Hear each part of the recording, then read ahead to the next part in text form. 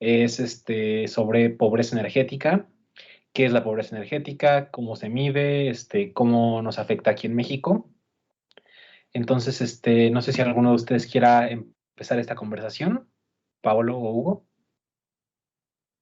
Adelante, Hugo. A ver, vamos a entrarle. Pues bueno, creo que dentro de Ombudsman Energía México hemos como tratado este tema como con mucha relevancia y mucha frecuencia, porque a pesar de que durante estos últimos años hemos trabajado como en hacer incidencia en este tema, consideramos que aún sigue siendo importante y que aún este problema sigue presente. Y más aún después de la pandemia del COVID, creo que eh, la pobreza energética de muchos hogares en el mundo y en México, como en especialmente, creo que se incrementaron. Para los que nos están escuchando, el concepto de pobreza energética viene relacionado con los bajos ingresos de los hogares y pues de carecer de una calidad de vida suficiente para tener acceso a la energía, por ejemplo, para los servicios básicos, para refrigerar alimentos, conservarlos y de hecho también para las personas que viven en climas extremos, para los climas, especialmente para los que viven en los hemisferios, y prácticamente garantizar el bienestar social, ¿no? A pesar de que nosotros vivimos en una ciudad muy tecnológica, con muchas revoluciones, con la globalización encima de nosotros, esto no ha impedido que todavía muchas familias en el mundo no cuenten con los servicios básicos para llegar a ese bienestar social promedio. Todavía en comunidades, en especialmente, pongo de ejemplo donde viven mis padres actualmente, todavía hay muchas personas que siguen consumiendo biomasa, leña, carbón para calentar y cocinar alimentos. Para ellos todavía es más sencillo ahora acceder a a la biomasa, a la leña para calentar o, y que juntar dinero suficiente para comprar un tanque de gas LP. Y por supuesto,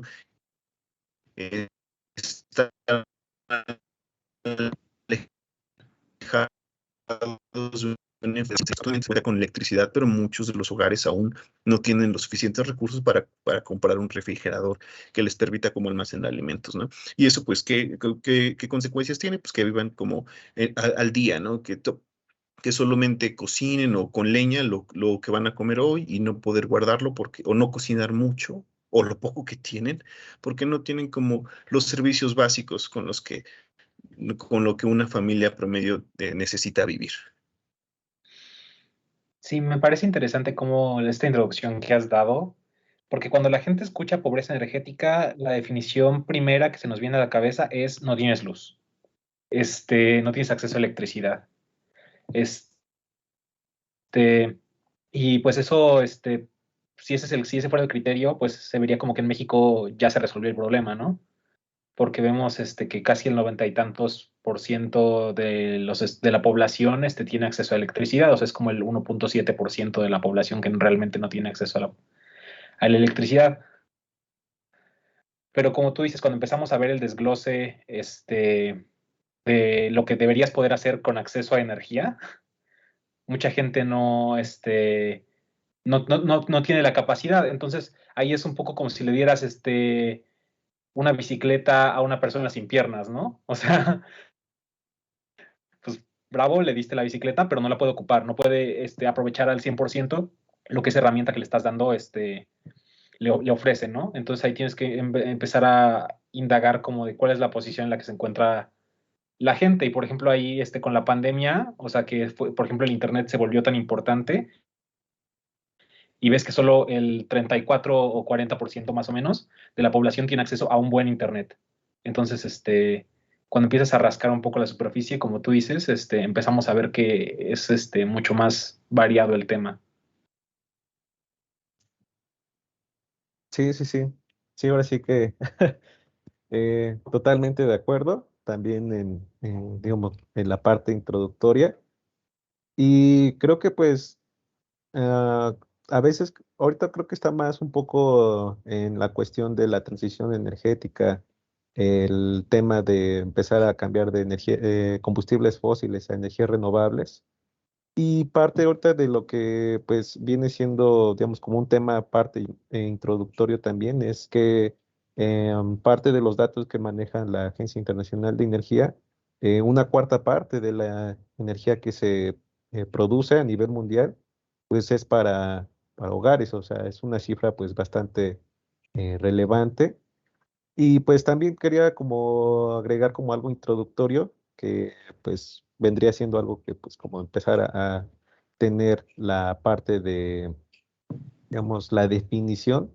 Encontré una pues que me gustó bastante, que es del Ministerio de la Transición Ecológica del Gobierno de España, que ellos ya tenían una definición desde 2018-2019 en sus documentos. Entonces, pues citando, es la situación en la que se encuentra un hogar en el que no puede ser satisfechas las necesidades básicas de suministro de energía, como consecuencia de un nivel de ingresos insuficiente y que en su caso puede verse agravada por disponer de una vivienda ineficiente en energía, que era pues más o menos lo que platicaba Hugo al principio.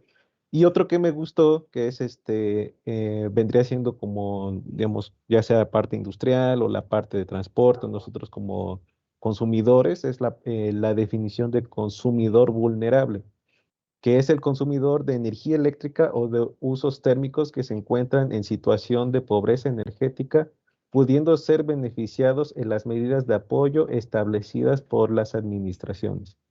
Entonces, estas dos definiciones pues me gustaron bastante, ya que pues buscando un poco más o menos en internet, en la literatura que hay por parte, por ejemplo, aquí de la CONUE o encontré una en CONACYT también, pero creo que esta es la que más se acerca y creo que todo el mundo, pues, al menos yo en lo particular, estaría de acuerdo con esa definición, ¿no? Entonces, eh, esa es la parte donde me gustaría, pues, como que ahorita entrar como que a una parte de números más adelante.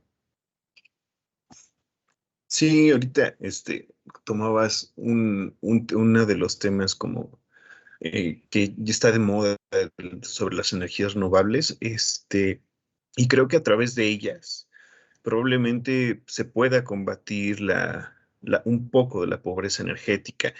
Posiblemente aquí en México sabemos que hay centrales eléctricas de tamaños considerables. Sin embargo, no toda la infraestructura eléctrica, las redes de transmisión están al alcance de todos. Creo que las energías renovables a partir de la instalación de paneles solares en los hogares puede ser un medio como para que las personas puedan acceder a energía.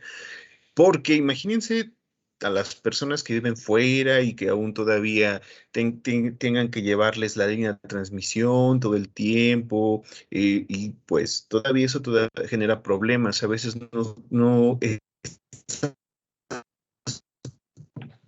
personas no están en lugares, condiciones geográficas les permitan acceder a estos servicios. Y yo creo que esta sería una oportunidad para que de verdad se pueda combatir la pobreza energética por una parte. Digo, creo que la pobreza tiene un trasfondo más grande, no solamente de satisfacer energía, sino de poner una infraestructura o políticas públicas que permitan que tengan alcance. Probablemente, a lo mejor, fundaciones, organizaciones, te puedan poner un panel y ya está, pero no resolvería el problema de verdad. Yo creo que aún requerimos como ciertas políticas como muy eficientes para que, por ejemplo, las personas accedan a la energía. Y no solo ese problema, por ejemplo, ya habíamos tocado temas como el agua, por ejemplo, o las condiciones climáticas también, que ha sido un tema en el que hemos estado como tocando ahí en estos últimos webinars. Entonces, a partir de la generación distribuida, yo creo que puede ser un buen chance para combatirla. Esto por una parte. Otra de las cosas que tenemos como que tener en cuenta con esto de la pobreza energética es que no solamente afecta a la condición social, sino también tiene un trasfondo de salud.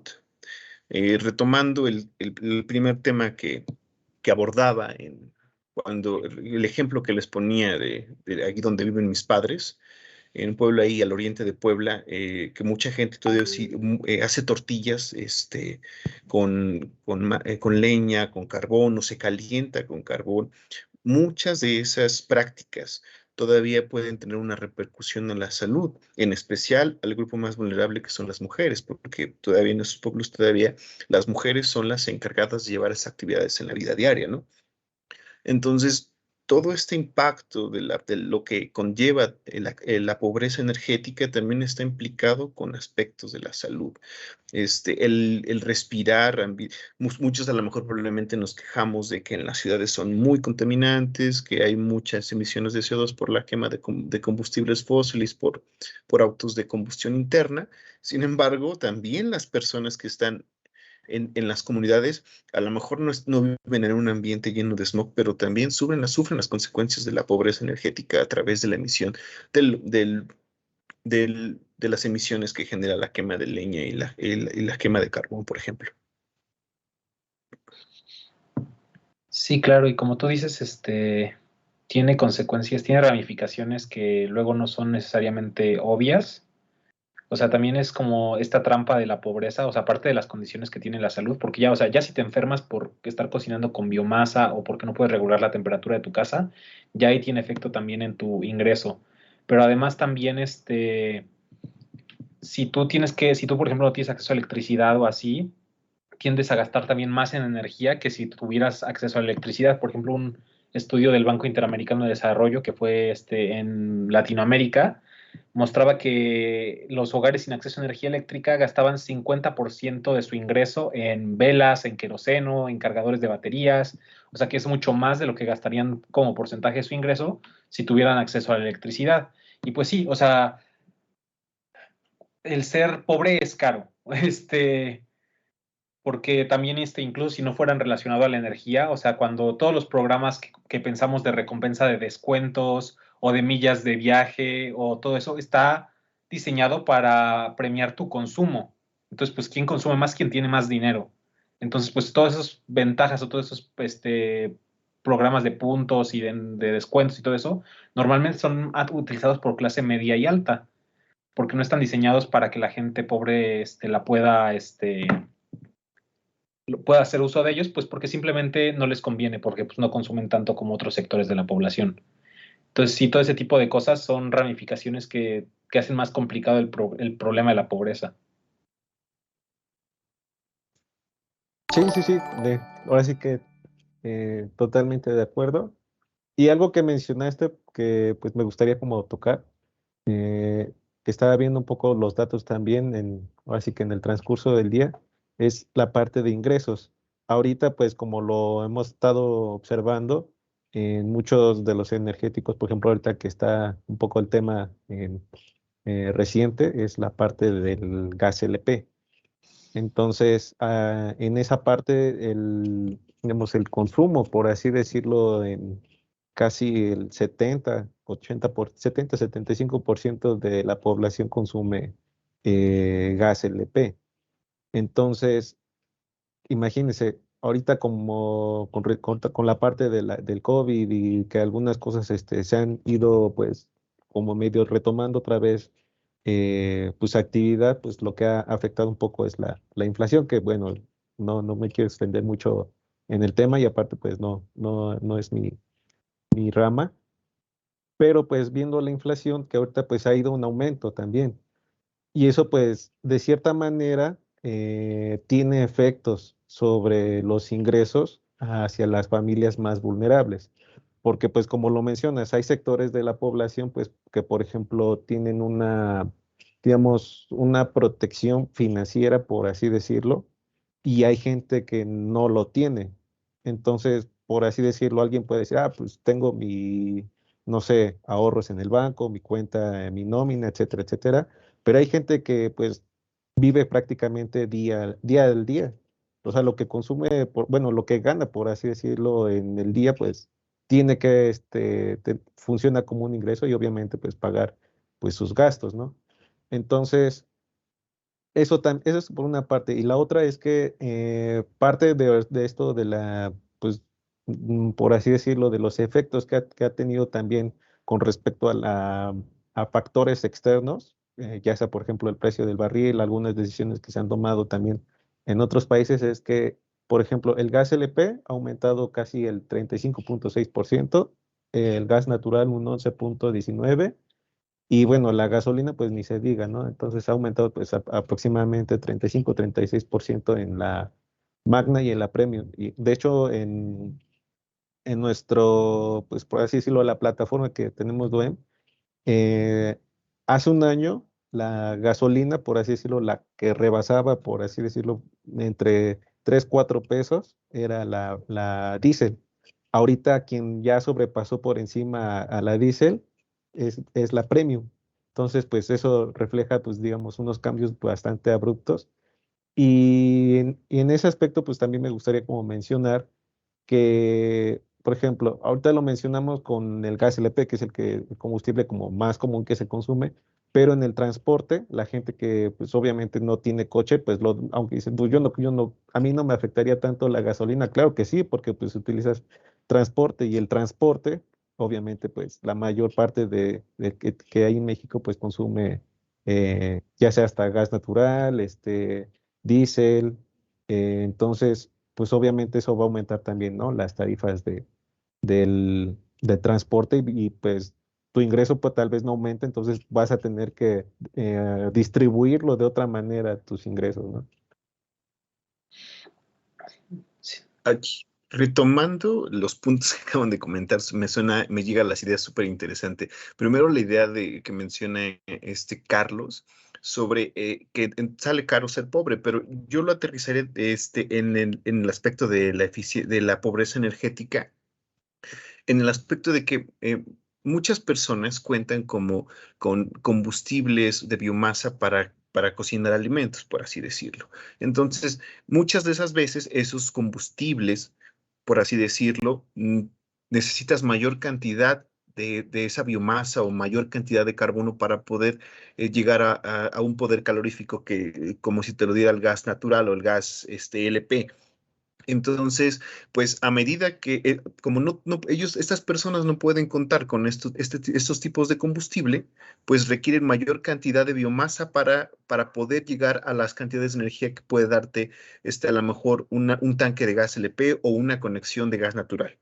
Entonces, ¿qué repercusiones trae? Pues ya comentamos que la salud, porque directamente estamos ahí expuestos a las emisiones que genera la combustión, y el otro es que seguimos todavía incrementando los efectos del cambio climático. A lo mejor podemos decir, no, pues es que no pasa nada, estamos quemando leña, pero aún así, este, la combustión es la combustión. Sale lo mismo quemar leña que quemar gasolina. Digo, a lo mejor tiene otras implicaciones porque las gasolinas tienen un contenido de azufre y es otro tema.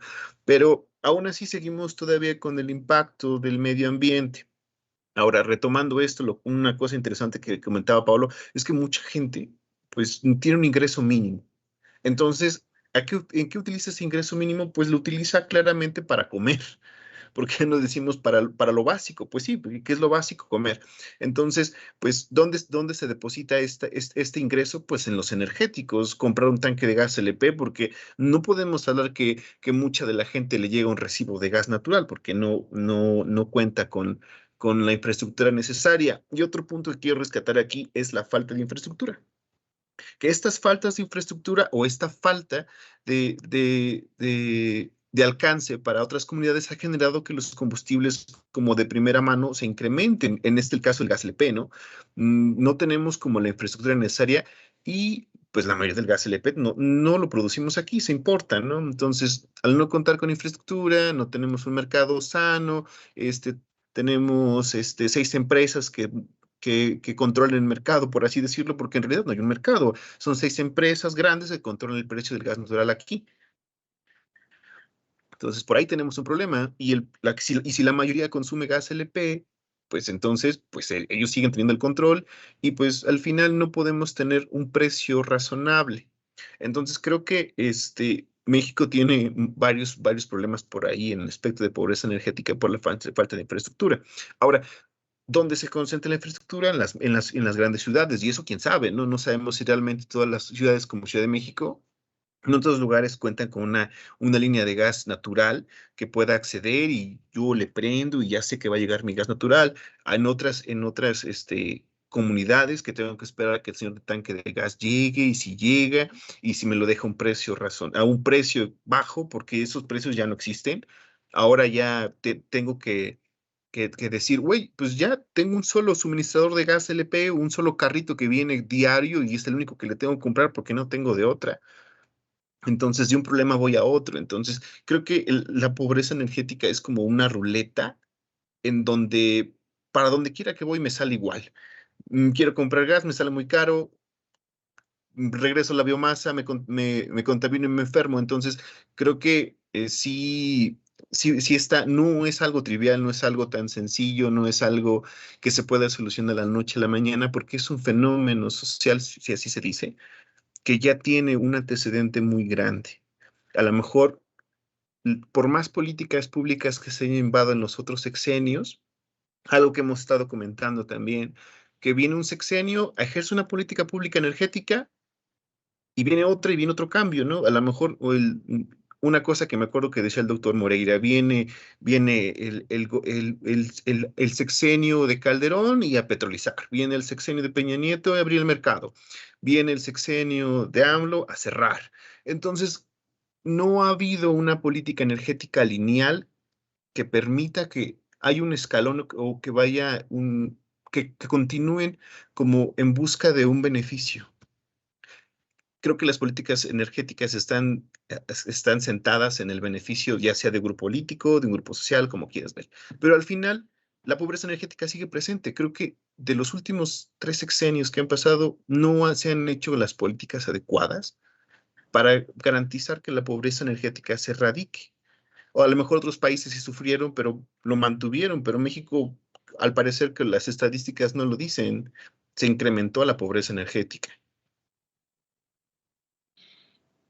Sí, no, y además, es muy difícil. O sea, yo para encontrar la mayoría de las cifras que tengo de pobreza energética en México o así, luego son de estudios independientes, porque para cifras del gobierno no está una pobreza energética como tal, o sea, como estas son las estadísticas de pobreza energética, sino que tienes que buscar en el INEGI ciertas estadísticas, luego irte a la CENAS e irte a otras estadísticas, y así, y está todo regado por todos lados, y el Coneval para ver otras estadísticas de pobreza y poder así, después de buscar en 30 fuentes diferentes, armar como un cuadro medio comprensible de cuál es la situación en México. Y más ahora con todo el efecto de la pandemia, porque, o sea, también la pobreza energética, pues obviamente no existe en un vacío, está ligado a otros tipos de pobreza.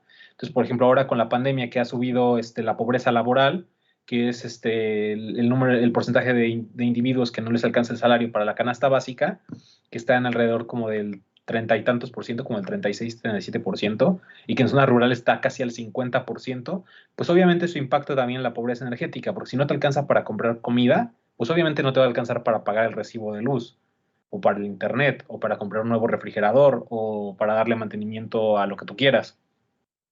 Y este tipo de efectos, pues también son efectos que no se dan de manera igual, ¿no? O sea, las caídas, o sea, hubo una caída del ingreso generalizada en México en todos los sectores, pero no se compara cuando tú lo empiezas a ver por clase social, ¿no? O sea, que en los quintiles más bajos del ingreso, la caída del ingreso fue como del 40% en el quintil más bajo y en el 11% en el que le seguía, pero en los quintiles más altos de ingreso, la disminución fue del 1.5. Entonces también vemos que incluso si no viéramos como un aumento en la proporción de pobreza, podría ser simplemente porque solo fue que los pobres se volvieron todavía más pobres. O sea, a lo mejor no se mueve mucho la aguja, pero ves que la condición es todavía peor, ¿sabes? Entonces tienes que ver como todo eso, es como de, si cambió la pobreza energética, ¿en qué sector cambió? Si no cambió, el número de personas en pobreza energética es porque están igual de pobres o porque es todavía más negro el panorama, ¿no? Entonces, si no te das cuenta de ese tipo de cosas, tampoco sabes bien a quién tienes que ayudar, ¿no? O sea, a quién tienes que ayudar primero, y mucho menos si ni siquiera, o sea, como el gobierno que ni siquiera está, no parece que esté buscando. Sí, sí, sí. Eh, Algo que, pues, por ejemplo, me puse a pensar también, parte, yo creo, son dos cuestiones la que tendríamos que ver, por ejemplo, de la pobreza energética. Una, pues, vendría siendo la parte de ingresos, que, pues, creo que ya lo hemos un poco más manejado, y ahorita, pues, Carlos, tú ya también lo mencionaste, cómo está la situación. Y la otra que sería la infraestructura, que es como lo ha estado mencionando Hugo. Entonces, pues más o menos retomando, bueno, haciendo un poco de memoria en la cuestión de, como pues igual como experiencia de, de familia, pues también tengo familia cerca en el Estado de México. Entonces, algo muy curioso que pues fui observando era de que hay gente que por así decirlo tiene los elementos o los ingresos, pues digamos, no los, digamos, bastantes, pero sí lo suficientes como para cubrir digamos, todas sus necesidades. Y además tenían, pues, por así decirlo, la parte de los terrenos. Entonces, por así decirlo, cuando se empieza a extender un poco más la parte de, pues, por así decirlo, los pueblitos, la infraestructura, por ejemplo, de las líneas de transmisión ya no llegaban. Entonces, hay parte de que, pues, yo tengo digamos, los elementos, el ingreso como para hacerme de una vivienda que no le falte nada, pero los servicios, por ejemplo, de electricidad o de inclusive de acceso al terreno, no los hay. Entonces, pues, esa es, digamos, como que la parte de, digamos, en un lado de la moneda donde tienes la pobreza energética y la otra, pues, es, tengo los servicios a mi alcance pero no tengo, digamos, los ingresos suficientes como para a satisfacer todas mis necesidades. Y es como lo mencionaban, de, pues cuestión de focos, televisores, internet, e inclusive hasta algunas partes de las habitaciones cableado, lavadoras, etcétera, etcétera. O sea, muchos electrodomésticos, por así decirlo, que no satisfacen la parte eléctrica y aparte también la parte térmica, porque pues es importante también mencionar que no todas las regiones, por ejemplo en la parte sur, pues es una bastante cálida, por así decirlo, es muy húmeda, y en la parte norte es muy árida, o sea, es seco completamente, entonces la necesidad también de calefacción o de empezar a utilizar pues ya sea abanicos o climas, como les dicen también allá, a los aires acondicionados, eso también implica el acceso a ciertos electrodomésticos que pues te ayuden a tener pues mejor una comodidad en tu hogar, ¿no? Sí, creo que la parte de ingresos sería la parte que sería un poco más rápida de solucionar, o sea, políticas de trabajo, de mayor supervisión a las empresas, de regulación, porque la parte de infraestructura creo que hay un componente que está muy fuera de nuestra área, o sea, como expertos tal vez en energía o en temas sociales, que es impuestos. Porque para mí podemos hablar de infraestructura todo el día, pero al final no cambia el hecho de que la recaudación fiscal en México es súper bajita. Entonces, pues no, o sea, incluso si estuviera toda esta agenda, no estarían los recursos para hacer este cambio de infraestructura. Entonces, creo que si hubiera que elegir como un primer punto de enfoque, yo me enfocaría primero en aumentar los ingresos de las personas y luego también a una reforma fiscal, que eso sería un relajo porque ha estado, o sea, los políticos evaden el tema de impuestos como la plaga porque pues es un tema que no es muy popular, pero que o sea, yo entiendo por qué no es popular, porque, o sea, la mayor carga fiscal del país cae en la clase media. La clase media es la que más paga impuestos y después, pero lo raro es que la clase media es la que paga más impuestos, es el sector que paga más impuestos y odia a la clase baja por que viven de sus impuestos, disque, pero en realidad la que más se beneficia de los impuestos es la clase alta. Entonces, la clase alta convence a la clase media de que es la clase baja la que tiene la culpa, cuando es la clase alta la que está beneficiándose de los impuestos, como a Salinas Pliego, que le debe creo que como 400 millones no me sé, creo si 400 o 400,000 millones de pesos al SAT. Pero entonces, todo esto, tema de infraestructura, de llevar líneas del gas, llevar electricidad y todo eso, va a tener detrás el que entre también expertos fiscales, economistas, a que nos digan qué hacemos con la política fiscal mexicana, porque sí necesita una reforma y una reforma urgente. Pues todavía eso es un detalle, por ejemplo, hablar de impuestos, pues creo que sí es como tema de miedo. A lo mejor para otros países como los países nórdicos es de que a mí no me bajas los impuestos porque eso implica que me quites ciertos, no beneficios, porque para eso son los impuestos, sino ciertos, eh, contribuciones sociales como el servicio médico, la educación, etcétera. En nuestro país, pues no está bien visto el tema de los impuestos, porque me imagino que también para muchos mexicanos, pues es mejor vivir en el sector que no es formal. Este, pero yo creo que el tema de la infraestructura también está alineado con con el tema de cuánto dinero tiene el gobierno y cuánto no. Digo, probablemente la industria privada también pueda mitigar eso. Sin embargo, en este sexenio eso no está bien visto, sino bajo las condiciones que el gobierno quiera o quien esté desde de su buen ver, ¿no? Porque el gobierno creo que no tendría la suficiente capacidad de ingresos, ya sea por recaudación, así por que nos quite lo que más nos pueda quitar, y yo creo que no lo alcanzaría así para poder brindar la infraestructura necesaria donde se requiere. Para empezar, Pablo comentaba, bueno, de los climas extremos. Hay lugares aquí en México que también ya tienen climas como muy difíciles, en donde sí se requiere una cantidad de inversión muy fuerte para poder llevar ductos, poliductos, oleoductos, gasoductos y poder cubrir como en este país. Por ejemplo, si hablamos del gas natural, pues todavía hay muchísimas deficiencias en el transporte de gas natural. Nosotros importamos más de lo que producimos aquí y aún así nos hace falta infraestructura para llevar este gas natural. Había planes que la transición energética iba a permitir que el gas natural llevara energía para ciclos combinados, pero pues aún así necesitamos mayor infraestructura.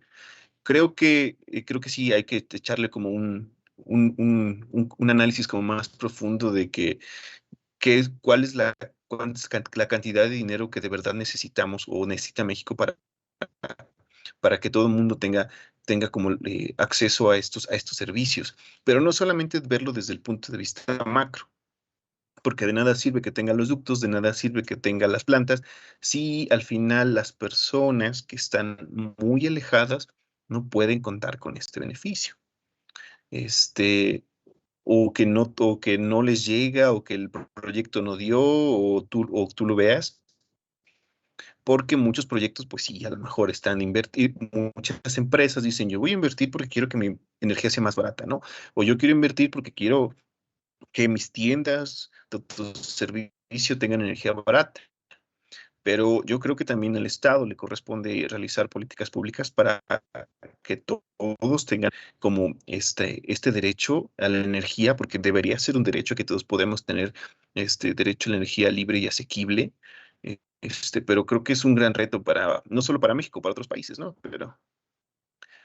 Pero creo que hay mucho por hacer todavía y al parecer, por más que hay que seguir tratando como de hacer como incidencia en las necesidades que tienen las personas de contar con los servicios básicos de energía para por lo menos contar con este nivel social que se debería tener y no depender de otros recursos como es la biomasa, por ejemplo, o tener la posibilidad de que a lo mejor me sobre un poco de comida y puedo refrigerarla, o no solo eso, sino también tener como los climas o el aire acondicionado necesario para aprender y poder acceder a un buen clima. Por ejemplo, en la costa de allí en la península de Yucatán, que es una zona como muy difícil. Ha sufrido apagones, no tiene la infraestructura necesaria para recibir energía, había un plan para recibir gas para sus plantas a través de un swap financiero, es decir, comprarle a otro y yo usar el gas de otro. Entonces, creo que sí falta mucho por hacer todavía y a lo mejor ahorita tenemos una cifra de cuántas personas siguen viviendo en pobreza extrema, pero pues no sabemos lo que va a pasar mañana. A lo mejor mañana hay más y al parecer se ve que la curva va creciendo y no va bajando. Entonces, ahora sí como el Vox Populi, cada vez ganamos menos y gastamos más. Sí, sí, sí, pero yo más bien también, sí, digo, no me gustaría dejar tampoco fuera de infraestructura, porque pues como tal, ahorita lo mencionas, en cuestión de gasoductos. O sea, hemos visto que parte de los, no sé, por dónde pasan la mayor parte de los gasoductos, a comparación de los que tiene, digo, es un ejemplo que no me gusta comparar porque pues obviamente la diferencia es grandísima, pero por ejemplo, Estados Unidos está conectado prácticamente con un buen de ductos. Entonces, comparando aquí ya los ductos que tiene Sistrangas para la distribución de cualquier tipo de combustible, que pues en este caso sería gas, pues son muy pocos. Entonces, eh, el, por así decirlo, yo creo que lo que ha faltado es abrir también puertas, no solamente para la parte como gobierno, ¿no? Sino también pues que te apoyes en otras empresas, ya sea pues, no sé, por así decirlo, con sector privado, ya sea nacional o internacional, y pues que te apoye a financiar, pues digamos, a extender también tus ductos, y eso pues también te ayuda a permitir a que, pues, por ejemplo, si en algún lado no estaba el ducto, bueno, pues yo puedo hacer una interconexión con un ducto tal, llego ahí mi gas LP y lo puedo distribuir a un menor costo. Eso pues podría disminuir el costo de transporte, por así decirlo, ya nada más faltaría pues la manera de distribuirlo como de manera local. Otra parte, pues, que también me gustaría como mencionar es que ha sido muy poco el crecimiento también de las líneas de transmisión. O sea, hay zonas donde pues está la línea de transmisión, sí, muy padre, pero pues sigue siendo postes de los esos de madera, o sea, hechos de madera. Entonces, eso es una señal también de que no sea, a pesar de que está la línea de transmisión, la calidad, por así decirlo, de esa infraestructura sigue siendo pues deficiente, porque hay que recordar que el tener no solamente el cableado, un buen cableado, también aumenta digamos, evita pérdidas en cuestión, pues digamos, hablando un poco de termodinámica, evita pérdidas en forma de calor y sigues manteniendo digamos, la distribución de la energía eléctrica, cosa que pues también, digo, para no irnos tan lejos, en la Ciudad de México, em, a partir del sismo del 2017, muchos postes quedaron dañados y son pues prácticamente como de concreto y digo, si son un poco como la gente ahorita que nos está viendo, observadores, hay postes que ya están inclinados o de plano ya se les ve la varilla y es infraestructura que a pesar de que estamos aquí en la ciudad, sigue siendo deficiente en cuestión de, o sea, no quiero mencionar un escenario catastrófico, pero pues que llegue otro sismo igual, pues al rato no va a ser en cuestión ¿cómo se llama? De que somos una ciudad y ya nos quedamos sin cable, ¿no? Y algo que también, por así decirlo, en la cuestión del uso de gas LP o gas natural, vendría siendo más seguro el gas, gas natural en cuestión de densidades, ¿no? Entonces, pues eso también ayuda a tener una mejor seguridad en las viviendas. Y además que, pues por así decirlo, yo como lo veo como desventaja también en la cuestión en una infraestructura del gas natural, es la falta también digamos, de un buen pavimento, porque pues hay que mencionar que en algunas partes de la ciudad, o sea, el que estén haciendo demasiados levantamientos, ya sea la banqueta o las mismas calles, te genera también un cierto desnivel, ¿no? Entonces, pues, cierta la parte noroeste, donde está, pues, Gustavo Madero, creo Azcapotzalco también tiene fugas de agua, ahora imagínense una fuga de gas, ¿no? Entonces, sí sigo insistiendo que la parte de infraestructura debe de mejorar, porque pues si a unos, por ejemplo, a nosotros nos llega, pues de cierta manera medio bien, pues las zonas donde está más vulnerable, que pues vendría siendo la zona rural, pues ni cómo, ¿no? O sea, también eso creo que también es un problema.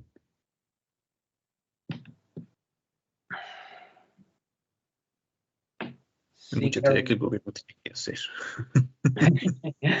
Sí, o De sea, hecho, el problema es, o sea, como de dónde, cómo le haces para, o sea, porque también es el tema también de que vamos un poquito contra reloj. O sea, por ejemplo, ahorita cuando hablábamos como todo del agua, o sea, yo me acuerdo de un reportaje que vi de que precisamente para todo este tema del agua, como de cuánto tomaría cambiar el sistema de Estados Unidos de distribución de agua, que creo que en su sistema de evaluación tiene como una C menos, o sea, está a 2 de reprobar. Y hacer un cambio de infraestructura de ese tamaño les tomaría como 70 años, ¿no? Entonces, pues igual así, cambiar como toda esta infraestructura energética también es una labor, pues de largo plazo, ¿sabes? Sí, no es como que de la noche a la mañana se van a arreglar los postes y va a haber nuevas, oleoductos o nuevos ductos de gas. Este, y como dices tú, Paolo, que es como de, estamos a ti contrarreloj porque no sabemos cuándo es el próximo sismo, no sabemos cuándo es la próxima ola de calor, no sabemos cuándo es la próxima recesión o próxima pandemia. Y todo esto nos va a afectar, entre más fueguitos dejemos prendidos, más es fácil que después se vuelvan, un incendio. Este, pero ahí, igual también, tendría yo cuidado con asociarme demasiado con el sector privado. O sea, yo sé que sueno ahí como AMLO, este, pero es que, no, está a debatir, es un tema que tiene mucho de dónde salir. Hay muchos Pero colores adelante, aquí. sí, hay muchas opiniones. sí, es Adelante, que, o sea, ¿no? yo le tengo un poco miedo, o sea, por la propia historia de México que hemos tenido con el sector privado, o sea, que ha hecho violaciones así, en lo laboral, en lo económico, en la explotación de recursos, o sea, es enorme. O sea, yo solo me aliaría con el sector privado en la medida en que pueda más o menos controlarlo, ¿sabes? O sea, como decir hasta aquí. Porque si yo les doy demasiadas ventajas, por eso también es más importante todo esto de los impuestos, porque si yo dependo demasiado de ti, pues obviamente una privada no va a construirte un nuevo ducto por el bien la bondad de su corazón, incluso si ese ducto lo beneficia. O sea, incluso si ese ducto le hace la vida más fácil o le hace ganar dinero, no lo hace por el bien de su corazón, lo hace porque quiere algo a cambio de ti. Y está bien, así funciona el sector privado. Pero también es qué es lo que pide de ti, ¿no? O sea, también si llega a pedirte a tu primogénito, pues también ahí es como, ahí ya no, ¿no? O sea, es como de qué tan lejos puedo ir para, cuáles son las condiciones que puedo aceptar, porque si no, no, le estoy dando beneficios que incluso no se merece. O sea, en el caso del agua, por ejemplo, de pago de concesiones, solo se paga el 60, o sea, esta estadística de la Conagua de el agua paga por el agua, es solo el 61% que se da, por lo que recibe la Conagua de concesiones, que se paga la infraestructura de los recursos hídricos, y el resto es subvencionado por impuestos. Entonces, eso quiere decir que las empresas privadas que están utilizando todas las concesiones de la Conagua están pagando mucho menos de lo que están dando, o sea, están recibiendo un beneficio mucho más alto de lo que realmente están invirtiendo en las concesiones de la Conagua y están explotando además mucho más. Y eso solo lo sé por todo lo que hemos investigado del agua, o sea, no sé cuál sea el caso de el gas o de la electricidad, pero sí, o sea, por eso tendría que tener mucho cuidado con cómo trato con el sector privado. Sí. Sí, Aquí estoy de viendo las que hacen personas una que están. pregunta. Ah, ah, Aquí, Vas, bueno, Pablo, más entonces, vas. dice, ¿el daño de infraestructura tiene un impacto negativo en la sociedad o en las necesidades? ¿Qué opinas? Pues yo creo que en ambas. Yo creo que también en ambas. Sí, Bueno, es que, porque, es que, adelante, por no, sí, ejemplo, vas. si hablamos de la infraestructura chiquita, pues sí. por así decirlo, la infraestructura local, a lo mejor sí, pues a lo mejor me dejan sin luz y ya no tengo servicio de electricidad, ¿no? A lo mejor No, y en la aparte, macro, pues, ajá, ajá, ajá. sí, Poli. Ah, Digo, bueno, porque en la macro, pues a lo mejor no se mide, pero en la chiquita sí es un hecho. Por ejemplo, lo que comentas del sismo, ya no sea postes de luz, tan solo las casas, el caso de los edificios de Miami, entonces yo creo que también tenemos derecho dentro del derecho a recibir energía limpia, asequible, yo creo que también va incluido la parte de que toda esta pequeña infraestructura, los postes de luz tengan mantenimiento, tengan un plan preventivo para que evitar como posibles accidentes, ¿no? Ahora sí, Pauli, perdone. no, no, no, o sea, está bien, está bien. No, fíjate que yo creo que serían las dos, porque, digo, si somos un poco curiosos, ahorita con la parte de la tecnología que se maneja ya en el Internet, en Google Earth ya puedes ver imágenes las satelitales de hace, no sé, yo creo 35, 36 años.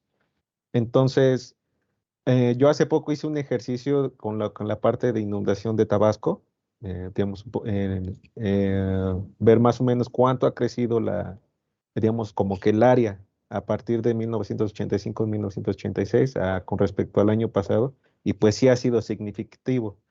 El problema creo que también viene siendo de que, por ejemplo, aquí la Ciudad de México y las zonas, por así decirlo, la zona metropolitana, ha crecido también de una manera que no ha sido planeada. Entonces, por así decirlo, está la casa y al fondo, pues por así decirlo, hay terrenos, ¿no? Entonces, bueno, pues extiéndete ese terreno. Y era lo que había mencionado al principio. Parte de la pobreza energética, dices, son dos casos. O tengo los ingresos que me permiten construir, o ya sea una vivienda, pero los servicios no están disponibles para abastecerlo, por ejemplo, la parte eléctrica de mi vivienda, o no tengo apenas si tengo los ingresos como para cubrir las necesidades, ¿no? Energéticas del hogar. Entonces, parte de ese problema viene siendo el crecimiento también de las ciudades.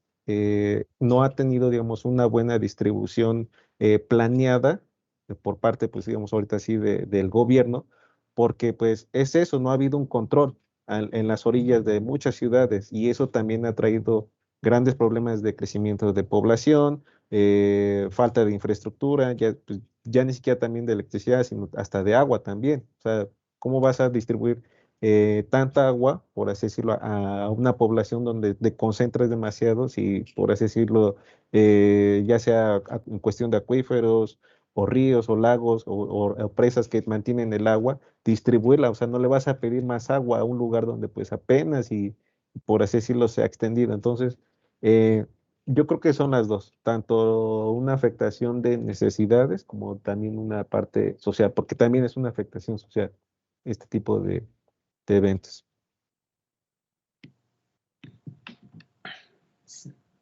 Sí, claro, y también creo que también hay, incluso estas afectaciones sociales se pueden dar como en un marco incluso más grande, ¿no? Porque estamos pensando como de qué es lo que pasa cuando de repente ya no tienes luz o qué es lo que pasa cuando ya no tienes, pero incluso ahorita teniendo luz y agua, es como cómo afecta, por ejemplo, la relación entre estados, porque por ejemplo la Ciudad de México, en producción de energía, por ejemplo, es una entidad deficitaria, o sea, consume más de energía de la que le da al resto el, del país, y también en consumo de agua, la zona del Valle de México es la única zona del país donde la presión sobre los recursos hídricos es muy alta, creo que es con el 141%, o sea, está consumiendo un 41% más del agua que hay disponible para la ciudad. Entonces, ¿eso cómo va a afectar después nuestra relación cuando lleguemos a un punto donde sea como de cada estado cuida a los suyos como puede? Porque pues entonces ahí no nos va a servir de nada que México tenga, que el Banco de México o que la bolsa esté aquí, si no tenemos aquí la producción de energía o de agua o así. Eso se va a volver más valioso que toda la industria o toda la economía de servicios que hay en la ciudad. Entonces también ese tipo de cambios en el paradigma de qué es lo que se vuelve valioso también afecta las relaciones tanto individuales como a niveles, por ejemplo, entre estados o incluso entre países. Sí, claro. No, y aparte, ahora sí que volviendo a la parte igual sigo haciendo infraestructura, es la migración, por así decirlo, en la cuestión de trabajo. O sea, por así decirlo, aquí a lo que estaba mencionando, el incremento de la gasolina afecta demasiado también en el transporte. Entonces, que yo recuerde, cuando empezó a haber el incremento, creo fue entre 2016 y 2017, muchas rutas aquí en la ciudad pues estuvieron como en desacuerdo por el incremento por así decirlo, del diésel, porque muchos de los camiones aquí en la ciudad consumen diésel. Entonces, pues o me ayudas a cambiar por así decirlo, mi transporte público, porque ahora sí que hay gente que pues tiene el privilegio de tener un coche, pero por cuestión de masa se sigue distribuyendo pues en el metro, pues que bueno, también con todo lo que ha tenido el metro en cuestión no nada más en deficiencia de eléctrica, sino también hasta de infraestructura, y pues corta con lo de la línea 12 del metro, pero a lo que voy es de que el costo del transporte, aquí al menos en la ciudad, es muy barato a comparación, por ejemplo, con, no sé, por así decirlo, el estado que creo más tendría relevancia es el Estado de México. O sea, creo la tarifa más baja serían como 15, 16 pesos, la más baja. Ya sin mencionar, por así decirlo, pues cuántas combis tomas, qué autobuses tomas, más el transporte, más lo que tienes que pagar dentro de la ciudad, que pues por así decirlo, aquí en el metro pues son 5 pesos del metro, o 6 del metrobús, si es que lo llegas a tomar. O sea, es casi, digamos, mucho la diferencia en el pago de transportarse, ¿no? Ya sea para ir a la escuela o de ir a trabajar. Entonces eso también afecta directamente pues digamos, como un valor más a la que viene siendo como un indicador, que yo lo llamaría también indicador como pobreza energética, ¿no? O sea, el pago del transporte para desplazarte de un punto a otro.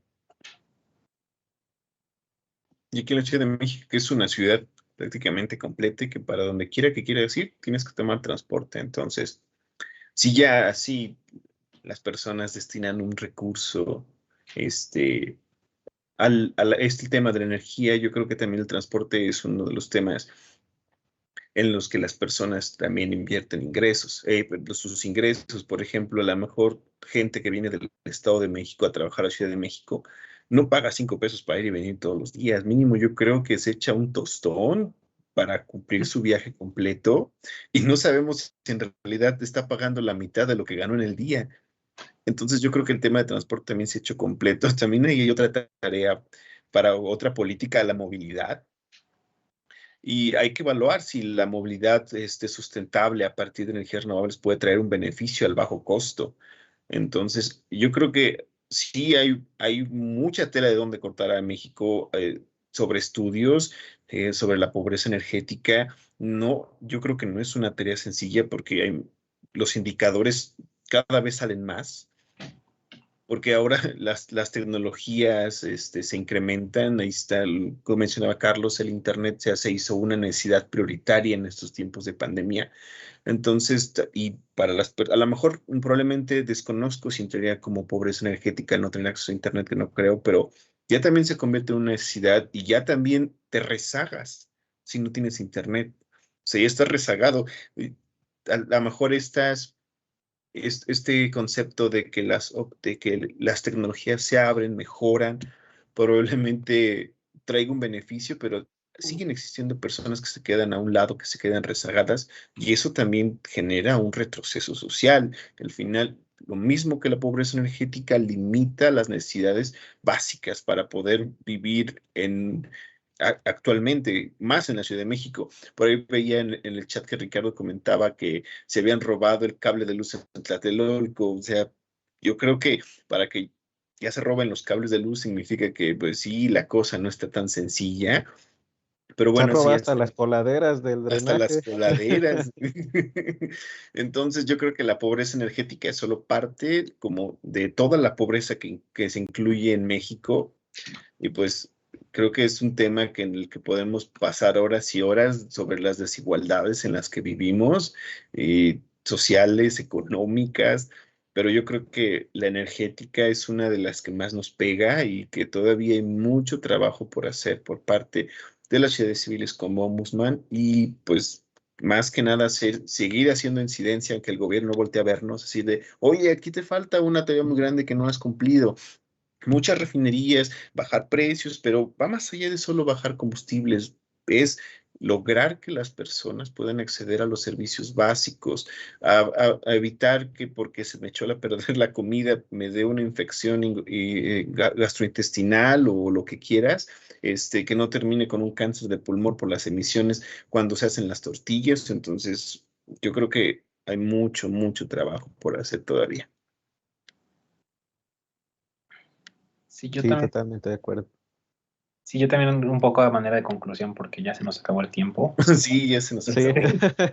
es que aquí hay mucha tela de dónde cortar. Sí, o sea, por ejemplo, a mí me sorprende, por ejemplo, el Coneval, las muchas dimensiones que mide la pobreza. O sea, creo que tenemos buenos indicadores hasta eso. O sea, creo que en energía nos ha fallado un poco, pero en general tenemos muy buenos indicadores, o sea, de ingresos laboral, por patrimonio. Y creo que toda esa información, todos esos ingresos deberían servir para más que solo enojarte cuando los ves, ¿no? O sea, sino deberían ser una guía de hacia dónde se tiene que orientar tu política, tus programas, tu respuesta, este, y también, creo que incluso, o sea, como empresas, o sea, a mí se me hace también que las empresas no aprovechan lo suficiente los recursos que hay, de información pública, porque también te da áreas de oportunidad. Aquí faltan servicios, aquí faltan cosas, o sea, que yo puedo, suena feo, pero pues como explotar, ¿sabes? O sea, si aquí hace falta y nadie está haciéndose cargo de eso, ni el gobierno ni nadie, también yo como empresa puedo llegar, ¿no? O sea, puedo llegar y ofrecer estos servicios que el gobierno no está procurando. Pero ni el gobierno, ni los privados, ni nadie está tomando esa ventaja de todos esos indicadores que existen, que están ahí. Sí, sí, sí.